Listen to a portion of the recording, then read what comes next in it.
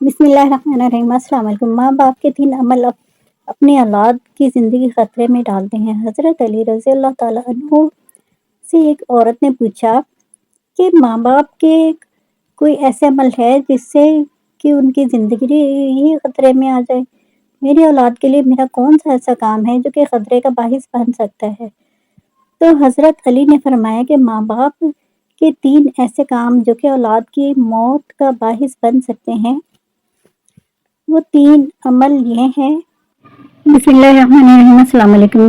مسلم کی حدیث میں یہ بات ہے کہ روایت ہے کہ حضرت محمد صلی اللہ علیہ وسلم نے فرمایا، اگر میں ماں باپ کو اس دنیا میں زندہ پاتا تو اگر وہ عشاء کی نماز کے فرض میں پڑھ رہا ہوتا، اگر میری ماں باپ میں سے کوئی مجھے آواز دیتا تو میں وہ نماز چھوڑ کر انہیں لبیک کہتا۔ ایک دفعہ حضرت علی رضی اللہ تعالیٰ عنہ اپنے حجرے میں موجود تھے۔ ایک بوڑھی عورت آئی اور فرمایا کہ عرض کی کہ اے امیر المومنین، میرے 2 ہی بچے ہیں، اولادیں ہیں، ایک بیٹا ہے اور دوسری بیٹی۔ وہ دونوں ہی نافرمان ہیں، وہ دونوں اکثر نافرمانی کرتے رہتے اور بیمار بھی رہتے ہیں، چڑچڑے ہو گئے ہیں۔ میری بیٹی کا رشتہ لینے کے لیے کوئی تیار نہیں اور بیٹے کا کوئی رشتہ کرنے کے لیے تیار نہیں ہے۔ میں ایسا کون سا عمل کروں جس سے ان کی زندگی میں برکت آئے اور وہ عمل انہیں نفع دے اور وہ میری نافرمانی کرنے سے باز آ جائیں اور اللہ پاک ان کو صحت بھی دے دے اور وہ خوشحال زندگی گزارے؟ میں ایسا کون سا کام کروں کیونکہ وہ دونوں ہی نافرمان ہیں، میرا کہا نہیں مانتے، میرا بیٹا شراب اور دیگر گناہوں میں مبتلا ہے اور وہ دونوں دین اسلام سے مطابقت نہیں رکھتے، اور کہ اے امیر المومنین، مجھے کوئی ایسا عمل بتائیں جس سے وہ دونوں راہ راست پر آ جائیں اور ان کی دین و دنیا میں بھلائی آ جائے اور دونوں کے رشتے بھی ہو جائیں، وہ فرما بردار بن جائے اور دونوں صحت مند بھی ہو جائیں۔ حضرت علی رضی اللہ تعالیٰ عنہ نے فرمایا کہ ماں باپ کے ایسے 5 گناہ جن کی سزا اولاد کو بھی ملتی ہے، وہ 5 عمل ایسے ہیں جس سے اولاد کا تعلق جڑ جاتا ہے۔ حضرت علی رضی اللہ تعالیٰ عنہ نے فرمایا کہ اگر ماں باپ یہ عمل کرتے ہیں تو ان کے عملوں کی وجہ سے ایسے میں ان کے اولاد بھی اس جرم میں شریک کر دی جاتی ہے۔ اس خاتون نے پوچھا وہ 5 عمل کون سے ہیں جس کو کرنے سے اولاد بھی ہتوار ٹھہرتی ہے؟ حضرت علی نے فرمایا وہ 5 عمل یہ ہیں کہ نمبر 1، جس گھر میں والدین قرآن مجید کو سمجھنے کے باوجود اس کی تلاوت نہ کریں تو وہ ایسے والدین تو اللہ کے عذاب کے مستحق ہوتے ہی ہیں، لیکن اس کی سزا ان کے اولاد کو بھی ملتے ہیں۔ سوچے کتنا بھیانک گناہ ہے یہ، اور اس کے سزا ان کے بچوں کو بھی ملتی ہے۔ ایسے والدین کی اولاد نافرمان بے حیا ہوتی ہے۔ استغفر اللہ۔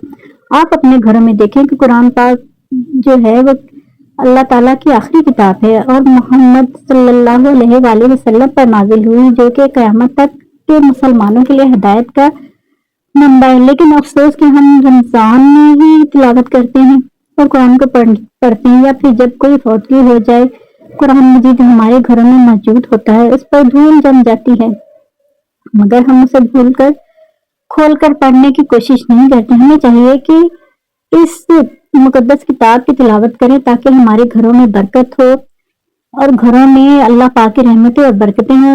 اللہ پاک نازل فرمائے جو ماں باپ قرآن پاک کو سمجھنے کے باوجود نہیں پڑھتے ان کی اولادیں بے حیا اور تنگ دست ہو جاتی ہیں۔ نمبر 2، امیر المومنین حضرت علی رضی اللہ تعالیٰ عنہ نے فرمایا جس گھر میں ماں باپ روزانہ لڑتے ہیں اور ایک دوسرے کو گالیاں دیتے ہیں، اور جہاں گالیاں دی جاتی ہیں وہاں آپ کو پتہ ہے کہ شیطان ہی ڈیرے ڈالتے ہیں، فرشتے نہیں آتے۔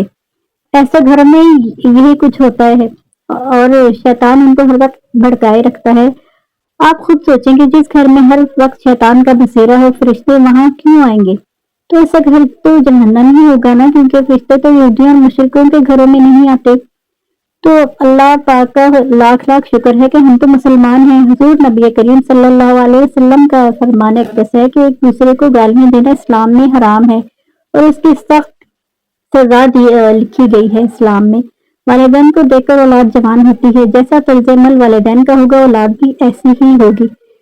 جن بچوں نے سارے عمر اپنے والدین کو لڑائی جھگڑا کرتے دیکھا، گالیاں دیتے دیکھا، تو ایسے اولاد سے والدین کیسے توقع رکھ سکتے ہیں کہ ان کی اولاد فرما بردار ہوگی؟ اسی لیے حضرت علی نے فرمایا کہ ماں باپ کو چاہیے کہ دین اسلام میں بات چیت کے جو طریقے بتائے گئے ہیں ان پر عمل کریں تاکہ ان کی اولادوں کی تربیت درست طریقے سے ہو سکے، اور اس طرح آپ کی اولاد نافرمان بے حیا نہیں ہوگی۔ اپنے گھروں میں نیکی کی باتیں پھیلائیں، اپنی اولاد کو نیکی کا درس دیں اور اچھی اچھی باتیں ان کے ذہن میں نشین کرائیں تاکہ ان کو بڑے ہو کر بھی یہ بات اچھی طرح یاد رہے۔ اپنی بیٹیوں کو حضرت فاطمہ زہرا اور حضرت عائشہ صدیقہ رضی اللہ تعالیٰ عنہا کے واقعات بتایا کریں، ان کے طرز زندگی کے متعلق بتایا کریں تاکہ ہماری بیٹیاں باحیا پردہ دار ہوں۔ اور نمبر 3، مولا علی رضی اللہ تعالیٰ انہوں نے فرمایا کہ ماں باپ کی بے پردگی کی وجہ سے ان کے اولادوں پر بیماریوں کا حملہ ہوتا ہے۔ حدیث صحیح بخاری میں حضرت ابو ہریرہ رضی اللہ تعالیٰ عنہ سے روایت ہے کہ نبی کریم صلی اللہ علیہ وسلم نے فرمایا کہ پردہ دار عورت پر جنت واجب ہوتی ہے جبکہ بے پردہ عورت پر جہنم واجب ہے۔ جس گھر میں بے حیائی بے پردگی ہوتی ہے تو اللہ کے فرشتے ایسے گھروں میں رہنے والوں کے لیے بد دعا کرتے ہیں، اور شیطان ایسے گھروں میں اپنا بسیرا بنا کر خوب آرام سے رہتا ہے۔ جہاں بے پردگی عام ہو، اس گھر کی اولادیں بے حیا، نافرمان اور غلط کاموں کا شکار ہو جاتی ہیں۔ یہی نہیں بلکہ پریشانیاں اور مصیبتیں ایسے اولاد کا مقدر بن جاتی ہیں۔ تو سوچئے ہم اپنی اولاد کے لیے کتنے گرہک ہوتے ہیں۔ یہ ان کے والدین کی بے پردگی کی وجہ سے ہوتا ہے۔ جس گھر میں بے حیائی ہوتی ہے وہاں اللہ کی برکت رحمت نہیں ہوتی۔ ایسے ماں باپ کی اولادیں فتنوں اور بلاؤں سے محفوظ نہیں رہ سکیں گے، کیونکہ اللہ کے فرشتے جو کہ ان فتنوں کو روکتے ہیں وہ تو اس گھر سے چلے جاتے ہیں۔ ایسے اولاد ماں باپ کی نافرمانی کرتی ہے اور ہمیشہ پریشانی میں مبتلا رہتی ہے۔ ماں باپ کو چاہیے کہ وہ پردے کا خاص خیال رکھیں تاکہ ان کے اولاد بھی ان کی پیروی کریں۔ آپ نے مشاہدہ کیا ہوگا کہ آپ کے ارد گرد جو ماں باپ پردے کا خیال نہیں رکھتے تو ان کی باتیں زبان زد عام ہوتی ہیں۔ اکثر عورتیں یہ کہتی دکھائی دیتی ہیں کہ پردہ دل کا ہونا چاہیے، تو ایسی عورتوں کو اللہ کے غضب سے ڈرنا چاہیے اور ایسی باتوں سے اجتناب کرنا چاہیے۔ کیا ان کا دل حضرت فاطمہ زہرا اور حضرت عائشہ کے دل سے زیادہ پاک ہے؟ اگر ان کے لیے پردے کا حکم تھا تو آج کی خواتین اپنے آپ کو کس جگہ پر دیکھتی ہیں؟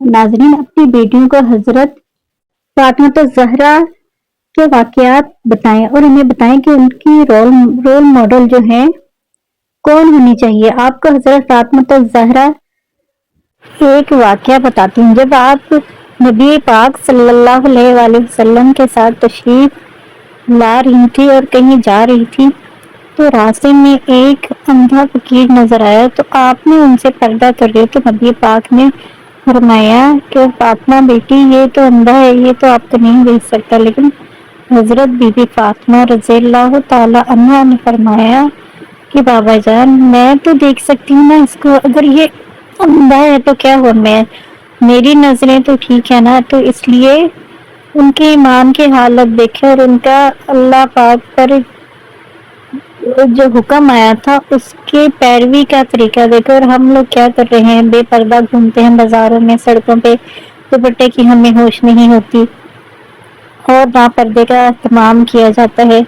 اور یہی تربیت بچیوں میں بھی آتی ہے، جو بچیاں اپنی ماں کو جس طرح سے دیکھتی ہیں بڑی ہو کے وہ اپنی ماں کو ہی رول ماڈل بناتی ہیں۔ اور کیونکہ اسلامی تعلیمات کا تو وہ رجحان ختم ہو گیا، جیسے پہلے بزرگ بیٹھ کے اپنے بچوں کو سمجھاتے ہوتے تھے، نانی دادیاں بتاتی تھی، اب بچوں کے پاس اتنا ٹائم ہی نہیں ہوتا کہ ان کے پاس بیٹھیں یا ان کی کوئی بات سنیں۔ تو اس لیے سب سے پہلے ہمیں اپنے گھروں کے ماحول کو بہتر بنانا چاہیے، پھر ہی ہم یہ توقع رکھ سکتے ہیں کہ ہماری اولاد فرما بردار اور باکردار ہو۔ اگر ہم اپنے گھروں میں یہ بے حیائی پھیلاتے رہیں گے تو ہمارے بچے بھی وہی تربیت پائیں گے، اور ہم یہ امید کیسے رکھ سکتے ہیں کہ ہمارے بچے فرما بردار اور ہماری بات ماننے والے بنے۔